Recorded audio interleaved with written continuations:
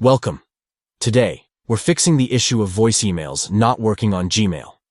If you're having trouble with notifications, follow these steps to get everything back on track. First, open the Gmail app on your Android device.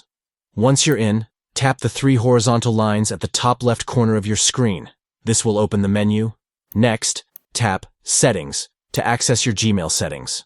From there, choose General Settings. Now, tap Manage Notifications to adjust your notification settings. Proceed by selecting In-App Notifications. Here, you'll find Notification Sounds. Tap on it to adjust the sound settings for your notifications. Under the Email section, tap Notification Sound. Then tap Sounds to choose your preferred notification tone. Finally, select a tone from the list and tap Done to save your changes. That's it. Your voice emails should now have the proper notification sound working again.